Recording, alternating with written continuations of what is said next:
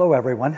My name is Patrick Dolan, and I represent two organizations here, a group called Consortium for Educational Change in Lombard, Illinois, and that group works for and supports a national group of 6 regions across the country called the Teacher Union Reform Network.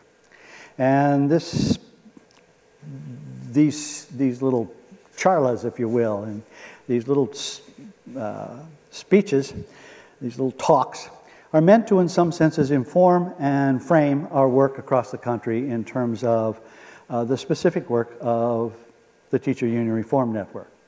It's an attempt to create, if you will, safe contexts across the country, led primarily by local union officials, teachers, and and the men and women they represent, to represent a place where they can regularly throughout the year come together in collaborative teams with their administration to talk about what it is they're learning and how they are interpreting educational reform and all of its aspects, what they think works, what they think in some senses is quite misleading or detrimental to the work, and create a place that's safe enough that they can learn from one another, they can learn from successful practice in the field, and they can learn from experts doing research when that's appropriate as well.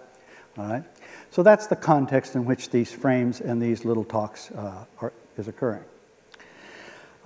Today, we're going to talk about an issue that very often doesn't get spoken of in the educational reform community, and it is a puzzlement, but it is not a puzzlement very often to union leaders in the trenches. And I think it's our responsibility, and certainly the responsibility of anybody doing educational reform, to pay attention to it. All right. And here's the fundamental way to say it. If you do not pay attention to the state or the setting of the organization, the school district, the state, but the setting in which you are moving with your invitation and your mandates, if you will, to do educational reform, you are not, in some senses, doing the fundamental issue of education, which is to pay attention to where the learner, if you will, is. Right? You must, I think, to have any chance at all of a sound implementation or even a sound engagement and an authentic kind of reception to the ideas of whatever particular reform we are engaged in. In order to do that, and to do that authentically, you must think hard and long and listen long and hard to the state, if you will, of the receptor, to the state of the profession, to the teachers, students, parents, all right, and the administrative leadership of the particular place in which you move. Now, once you say that, you've said a mouthful, all right, because in some senses that means that before you do anything that is of any substance that you think you want to make both systemic and long-lasting, you'd have to listen before you spoke, and listen long and hard. And you probably would have to talk to that system about that data before you began, much the way you would start a good class by finding out what they knew about the thing, what they knew about the subject matter you were about to address, and what their experiences were. All right?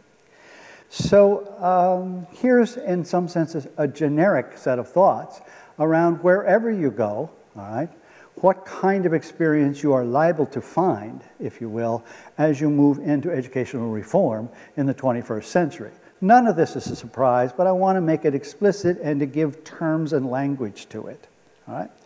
And I will start with summary, and then I'll break it all down. But if you are working in any kind of level of hierarchy of organizations, hierarchy of authority, and so forth, you are liable to find yourself at the end of a fairly long cascading pyramid of folks who care deeply, and I mean this, I do not mean it sarcastically, who care deeply about the work itself, all right? And we've spoken many times before, the work is here. And the work is, in some senses, the ongoing, everyday, every hour exchange, all right, of subject matter, adults who have skills around engagement of children, i.e. pedagogy, and the learner and her or his disposition, skills, readiness, and so forth. That is the work. And one is constantly trying to figure out how to help that work get better. All right? There's no question about that. The question is, in some senses, how it reaches here, and in some senses, what has happened to it, all right, in the process. And it's around that I want to make it explicit. Very often in the United States, particularly in the last 10 to 15 years, this thing used to start here, you know, at a local level. And the way I usually draw that, as many of you know, all right, is symbolically is here's the board, here's the management, here's the organized group or union or unions, all right? And that local control model, which is a very strange one, strange in the sense that, you know, most places, most advanced, in quotes, countries have a federal system, federal curriculum or national curriculum, a way to measure that, and then ways to deliver it, all right? To have 900 of these in the state of Illinois alone, all right, is a really interesting model. To have, as the kind of policymakers, 7 folks who are non-educators leading that is another interesting model, all right? And to basically, there are a lot of set of questions that we've asked, a lot of questions in here with this thing, and particularly since we have gone to a very formidable, all right, set of layers of requirements with respect to public education that start at the federal level, move to the state level, and this ongoing kind of bartering around waivers, how much you must have of certain kinds of things around evaluation, measurement of children, and so forth, all the histories we've done in other talks, all of that affects this work at the delivery level, all right? What I want to talk about now is not the what of all of that, but what happens, and not even the structure and the change in decision-making, which we've spoken of in other places. I want to talk about the cumulative effect of a top-down model that basically has come at least 4 and perhaps 6 layers of bureaucracy down through. And don't forget, at certain levels, this thing is not just, if you will, intellectual, but it is in some senses peppered throughout by a kind of a political grid, all right, that very often has very little to do, all right, with what we know about education and good practice. So it's being filtered constantly as it comes, right? And it is also coming through just the natural high control, all right, model down through a local district and a local union, down to sites, and then eventually to classrooms. The piece that I want to pick up here is, in some senses, if you've lived in that kind of a system for some period of time, 3, 4, 5 years, 20, 30 years, all right, is there something you can say about living, in quotes, at the bottom of some sort of high command model? That's the question for today. And my argument is that there is something, a series of things you can say about that we ought to pay attention to, because I think in general it's the given. Right. First of all, the nature of this hierarchy very often is not only, which we all understand when I draw it, not only is it top-down, all right, but it's a command-demand structure, which means that it's extremely good at moving information down. Right? Yes, with distortion, yes, with all the bureaucratization and politicization I talked about, but it's very, very inept at moving organizational data up. And the reason is that's not what it was built to do. All right? It is not a consultative model, never was, all right? Hasn't been for 3,000 years in the Western world. It's a command-demand model to somehow arraign and align this thing carefully and well. Now, we know historically that really good, if you will, commanders, really good leaders in here, know how to reverse that process so that they are deeply involved and understand precisely what it is these folks know, care about, have skills about, and in some senses how much they believe and are ready to implement the plans. All right? Any good leader learns how to do that and do that well. Any poor leader simply is deaf to that kind of ongoing reverse, if you will, information flow. So it's top-down. It's not very good at listening. It's non-listening. All right? The third piece is, in some senses, it's somewhat punitive, usually in terms of its motivational approach. That is to say, there's a certain kind of threat, if you will, kind of loaded into a quasi-military model that says, do this or else. It's almost nothing you can do, in some senses, as it comes to you, all right? That is the tone, and that is, in some senses, the second sentence that sometimes is made explicit, sometimes is not. And very often, good leaders in here have to constantly tone that down, if you will, and in some senses almost translate it or untranslate it such that it is acceptable here. So a good leader basically says, forget the tone of threat, it doesn't matter, here's what they're asking us to do, this is good strategy or good practice or good goals, let's figure out how to do it.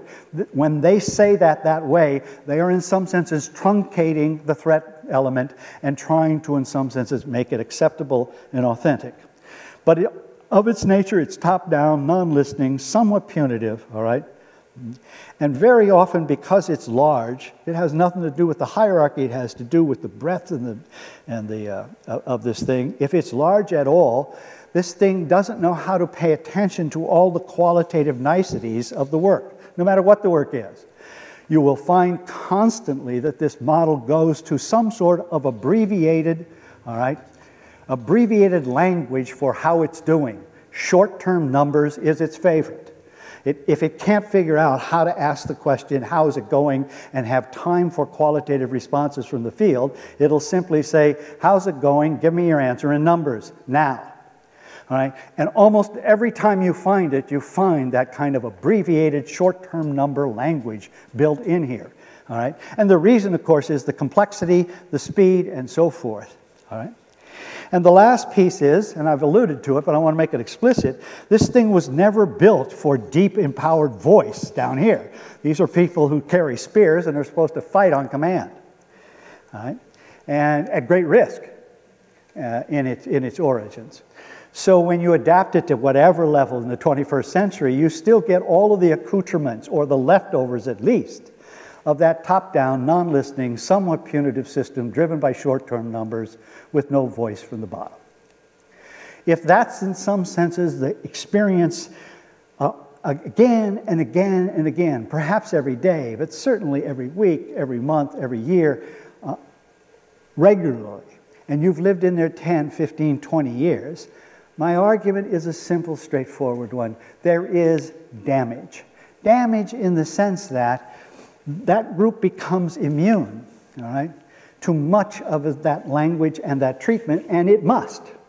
In order to somehow preserve its own dignity, its own integrity, all right, its own authenticity, I deliberately choose those words, it has to protect itself, all right, from that onslaught, because that onslaught in some senses, not meaning to, somehow eats into, erodes, all right, the dignity, the worth, the value, and the skill, confidence, all right, that bottom group should and does often have. All right? So that's the first piece, the setup, and I mean it to be kind of a hard piece of reality. The second piece, of course, that follows right upon that is the following. If every wave of educational reform in which you are trying to improve that bottom triangle, good faith and so forth, if every time you do that, it comes, unknowingly almost, unconsciously, because of the size, the speed of the world, all right, it comes top-down, non-listening, punitive, driven by short-term numbers with no voice from the bottom, and that could define, in many ways, educational reform at the end of the 20th and the beginning of the 21st century. Certainly you could say that some of that occurs that way. What happens is not only do you not get deep kind of change in that fundamental triangle that you're trying to enhance, you get simply further damage. And that's the last thing you want to do in terms of this approach. And the best thing to do is to somehow assume good faith all the way through this, all right? You can also assume, as we do, all sorts of conspiracies and bad faith in there, but I think that takes you not very far. I think the real issue is presuppose everybody's a good faith and everybody cares and is smart in there, it still will have that effect. That's the point of this argument. So that's the fundamental kind of raw step. Now let me go more deeply into this issue because it's a deeper damage than you think. And it has to do also with the learner, ultimately. The second piece of the characteristic that I would argue is that the effect of this is more subtle in terms of a piece that I want to look at specifically, and that is who is in charge of and who is responsible for this work. Right? And when you simply ask that, the question through that prism alone in a model like this, you get really interesting and very, very troubling results, I think. Because in some senses, again, let's presuppose that all of these layers have been taught over many, many years that they are responsible. So every one of these groups believes that they are responsible for the quality of this work, right? At some level. And they are responsible for doing policy at every level or implementation, all right, so that this thing gets better.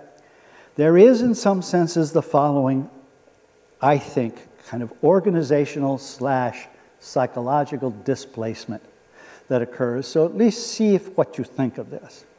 If this group thinks it's responsible for this group's work and so forth, what happens over a long period of time is not only does this thing top down, but it has a very interesting reverse piece as well, a kind of an organizational osmosis that basically pulls in some ongoing, constant way. It pulls not only voice, but input, authority, and so forth, ultimately responsibility for this work. All right? And the organizational, cultural, all right, aspects of the responsibility and therefore its actions pulls the responsibility constantly upward, because everybody here wakes up every day thinking that somehow something they do has to affect that. What happens is that there is an ongoing message here in behind the organization that sounds something like this: I am responsible for your work. And then the second sentence and the third sentence is not repeated, never said explicitly actually, but the danger is that it's there and it's very powerful and it happens constantly. And that is because you cannot be trusted to be responsible, because you do not have the skills to be responsible, all right?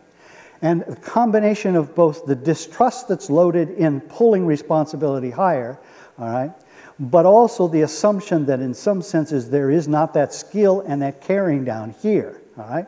That all of these people have to wake up every day to make sure it happens. Eventually that is pulled up here, and here's what happens down here.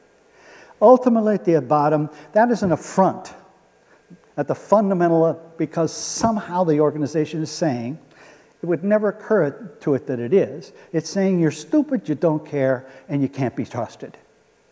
And when you say to people in an ongoing fashion, by your behavior, you're stupid, you don't care, and you can't be trusted, you get a truncation, all right, of their skill, their caring, and their trustworthiness and trusting approach to the work. So not only is this thing damaged, is my argument, but in some senses there's deep displacement of the responsibility. This thing is sucking it away. Peter Bloch's work, which I lean on heavily here, is to somehow say, well, let's open that up and see what actually happens. What actually happens is that people don't like to give away that responsibility, but eventually, and constantly being told that, they will eventually say, in quotes, and they don't make it explicit, sometimes they do, interestingly enough, with kind of explosive language, but in general they'll say, okay, to the system, if you're responsible for my work, its quality, its productivity, all right? In general, it's getting done. Even me showing up, all right? If you're responsible for that, I wish you Godspeed. Good luck, motivate me. Think about this for a minute. Very often when you get into mature organizations, and the question is really how long it takes to do that erosion, very often this group has to not only wake up every day, all right, and figure out how to do quality if you make sure it's going on, but they believe this now. Think about this. This thing wakes up and thinks that it's in charge of the motivation of these folks. They're motivated. This thing couldn't possibly be, all right? And so not only do you have to know kind of the what, but you've got to somehow stir the troops every day. right, because of the displacement. And it's true. I think in some senses, this is a pact with the devil. It's easier eventually to simply say, I give up, you think you're responsible, tell me what to do, I'll do it. All right? I spent 20 years of my life working in big automotive plants, steel mills, and so forth. And basically at the bottom, they have a lovely shorthand, as they always do for this. They basically say, the dummy with a tie gets paid to think. I get paid to do what I'm told. They will, if somebody says, drive this thing off a cliff, they'll look and say, can I get out of the truck before it goes over? I'll do what you want. You just tell me, sir. All right? That is a level of alienation down here that is profound. Profound. And my argument is, if anybody in the world could help us understand that, it would be a group called an organized labor group that is in some senses early on founded on that alienation. That is in some senses exactly what these people decide they need a representation voice here to do, which is to protect them from the possible kind of capricious abuses of this thing, all right? But mostly, I would say, I mean, that's the literature that says that. Mostly, I think it's the overburdening weight of this thing and somehow some attempt to build a protective device here, all right? And we'll have a whole lot more to say later in the talks around the kind of the professional voice in here and what the union should be doing to kind of activate it again. But for the moment, I simply want to say double damage and profound. The first was in some senses that you just lose one's voice, and you lose a voice that basically stands for quality and deep understanding of the practice, and this thing very often will simply move to a short-term numbers, very fast kind of management approach. You eventually lose several issues in here. You lose the quality first, all right? And then you lose, in some senses, the kind of deep caring that carries us over here that says this group, who is the only key to this triangle, this is where your skill is. This is where, in some senses, your practice is excellent. All right? It also perhaps is where it's not excellent. But the point is, it happens here. None of this does that work. All of this either helps and enhances this, or in some senses mutes it, and in the long term, in harsh terms, damages it. All right? Where does that take you in terms of organizational change strategies? Well, it takes you to, in some senses, the kind of theory that we've been talking about in these turn talks and at turn constantly. Somehow in here you must build two things at once. You must build some sort of a collaborative approach in which the group that in some senses is based on and understands deeply that kind of alienation, you must build somehow that group into your journey of healing it. Number two, you have to come down here, if you will, and I use the term advisedly, you must drop into the organization in such a way that union and management come together, or this thing will never believe what the message is. And then you must reverse engines. Then you must say in some way that we certainly practice constantly and trying to get better at, you must say, we need you. We have to have your skills and your caring and your voice. And when you say we need you, that is the nature of an invitation. And the invitation itself contains a basically denial of the other message that says you have no value and you have no voice. The point is, as you come in with educational reform content-wise, if you don't have a translator mechanism that brings union and management together to not only somehow come in here in a respectful and authentic way, but a way that is believable, and your first act is one of healing. In a non-listening, non-voice way, you come in and say, I value you, I need you, and I have to have your voice. That is absolutely true in terms of educational reform, and it's true not only because of the content of what I just said, but it's true in terms of the fact that you will never get this in its wholesome, powerful, authentic way unless you are also doing the reform in such a way that you help heal it as you go. One is an idea of content improvement, but you have to have some strategy of process improvement in our language that heals this thing as it goes. And then you have to basically stop and reverse all of the kind of tension in here and say, do I have a way here for this union and management to listen to these professional voices in an ongoing fashion as they accept the invitation, all right, and as they begin to help me. And again, out of Peter Block, a lovely phrase, that unless some of these folks early on, after years of being damaged, if their first response to the invitation is, no, we're not interested or we don't trust you, that's fine. It's fine because, number one, it's legitimate to say that, number one. Number two, all right, any invitation to which you cannot say no is not an invitation. If only you can only say yes with a gun to your head, it's not an invitation, all right?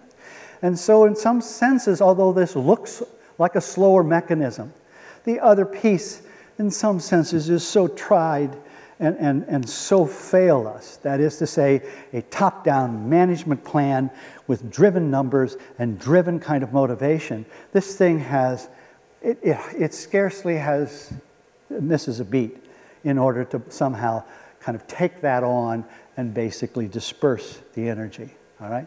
If you come at this thing top-down, punitive, non-listening, believe me, as I know you know, this thing has plenty of ability and protection to get safe.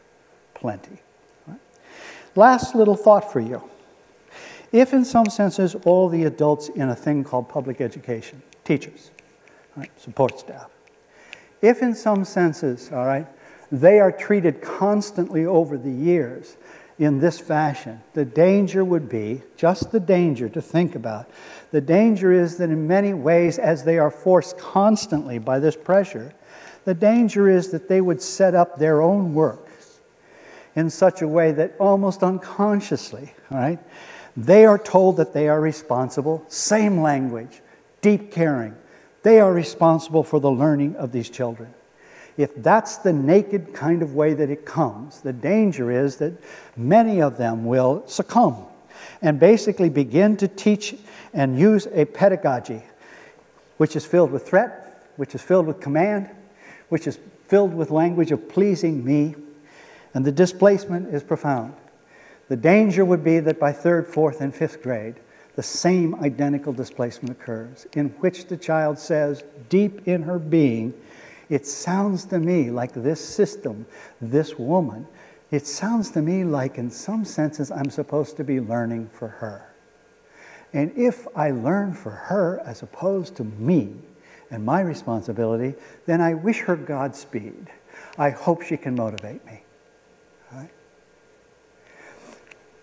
This thing is deadly at every level in many ways, but the real deep level is that it pulls in an ongoing fashion deep responsibility away from the men and women who do the work and the boys and girls who do the work. That would be its danger. And so every time you approach it at this moment in its history, you must always think about the fact that not only do I have a good idea about how to improve this work, but I must have a way to introduce it in such a way that I do not do that old dance. I have a way of introducing all of the invitation into learning as well as reform, all right, in such a way that the pedagogy smacks of empowerment, invitation, enhancement, all right, and responsibility. In order to be responsible in this model, I know how to say it radically at least, to get our attention. In order to be responsible in here, you must give it away. And you must create a place where all the people that you are, in quotes, responsible for, are responsible for their own work. That's your responsibility. Your responsibility is to create a setting, in Seymour Saracen's language, in which responsibility is the language and the tool. If that's true, then all of the other tools, all right, the skills themselves, the kind of the imbibing of the values in behind them and so forth, all of that in some senses will take on its own empowerment, its own life, its own somehow energy. And that means that all these folks up here, in some senses, can stop trying to motivate people and can learn how to support them, enhance them, all right, and to make their journey, the true role of management, the true role of administration, to make the journey easier, smarter, less difficult, all right, and to do the deeper support that's necessary in here.